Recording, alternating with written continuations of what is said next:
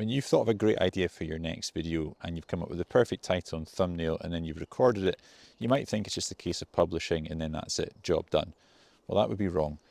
In this video, I'm going to talk about 7 mistakes that you could be making after you've actually recorded your video that could be harming your channel. Mistake number 1 is not taking advantage of end screens. On average, 30% of your viewers are probably watching your video until the end. So if you haven't set up an end screen that is directing that viewer to another video, then you're missing a trick. If they've watched your video to the end, there's a good chance that they've enjoyed it and they actually would like to see more of your videos. Directing that viewer to one of your other videos is not only going to buy you more views and more watch hours, but most importantly, it's actually going to be telling YouTube that people who have watched your video actually went on and watched more of your videos. That's a really strong signal for the algorithm and it's going to push your video wider. Mistake number 2 is not replying to comments. So once you've published your video, you might think it's job done and you can put your feet up. But in actual fact, people are going to start watching that video. And if they comment on your video, that is an engaged viewer. Views are all very well and good, but someone who's actually taken the time to comment on your video is a good signal to YouTube. And what's an even better signal to YouTube is that you are actively engaging with that person by replying to their comment. Now, that person has taken time out of their day to watch your video and even leave a comment as well. So the least you can do is show your gratitude by replying to that comment. If you don't, then perhaps that viewer might not comment on your next video. YouTube loves engagement, so make sure that you reply to every comment. I just want to take a brief pause to talk about my 14-point YouTube video checklist, which I have just recently created and you can download for free. There's a link in the description below. Click on that and sign up to my mailing list and you'll get that downloaded for free. It's a list of the 14 things that I check before I record and publish a video. So sticking with the theme of comments, mistake number 3 is not pinning a comment. What does that mean? Well, once you've published your video, you should put a comment on that is encouraging other people who have viewed the video to comment as well. So maybe it's asking them a question, maybe it's asking them what the biggest takeaway they got from your video was. But if you don't pin it, then when other people start to comment, your comment will disappear further down the list. By having it pinned, what that means is that it's the first comment that any new viewer will see. So if they see that the creator has actually left a question for them to answer, they're far more likely to actually leave a comment and respond to that question. Okay, mistake number 4 is sharing your video with friends and family and on your other social media platforms. I get it, right? I've been there as a new channel. It's so tempting to get traction early, to share that video that you've published, to try and get some views on the board, to get some comments and get some engagement. But the reality with growing a YouTube channel is that you should be making videos for your target audience.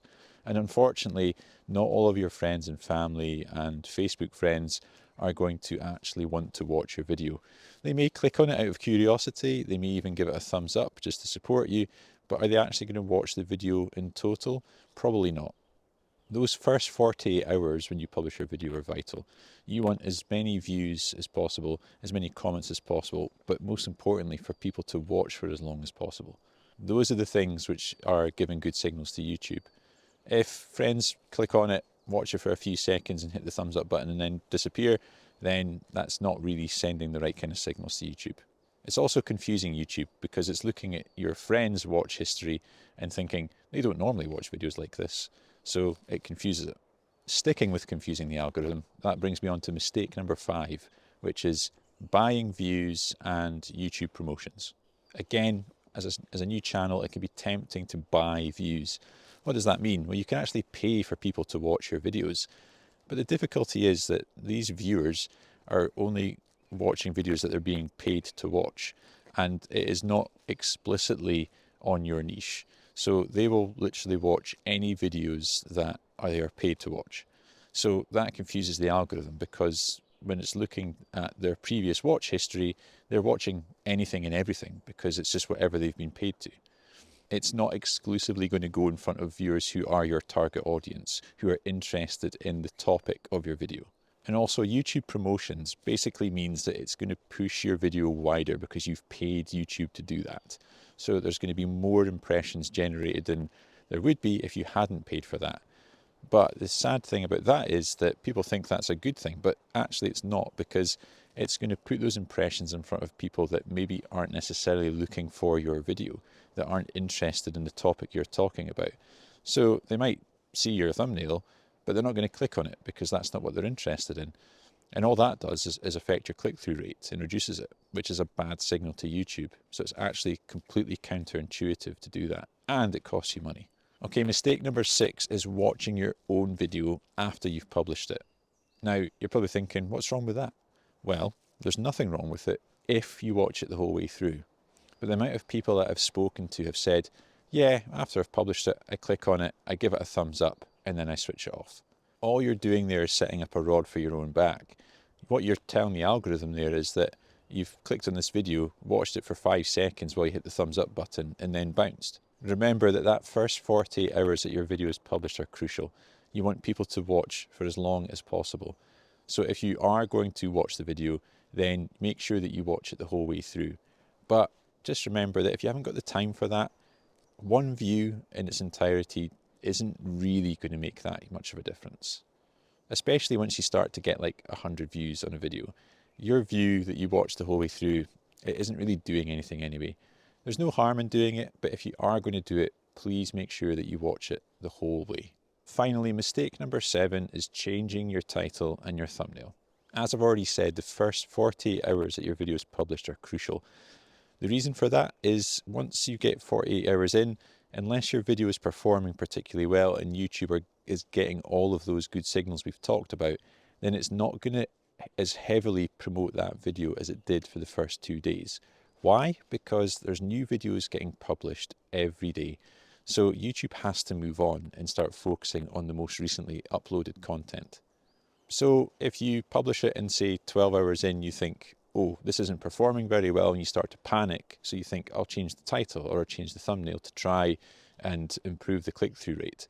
Then it's actually doing more harm than good, because in that first 12 hours, YouTube has actually been learning about your video. And by changing the title and thumbnail, it's basically telling YouTube to scrap that and to start again. So it's having to start from scratch, and it's only got 36 hours left for it to actually start pushing that video. So it's going to have to stop, reassess, okay, what's this title telling me? What's the thumbnail telling me? And who do I put this out to? So it's actually really damaging. Your best bet would be to let it run for that first 48 hours. Don't panic. And then once you're a few days in, and if the video has stopped to kind of gain momentum in terms of impressions, you could then try and change the title and thumbnail if you want to. But even then, there's no guarantee that it's actually going to make any difference. My advice would just be to leave the video as it is. You just never know when YouTube might start to push it again in the future. And if it hadn't done that well, then you can just learn from that mistake. Study it and find out, what did I do there that didn't work? And make sure you don't make that mistake in your next video. Okay, I hope you found that video useful. In the meantime, I'm going to leave you a link to this video, which I think you'll find useful. It's all about how your YouTube channel isn't failing, you're just new. I'll see you over there.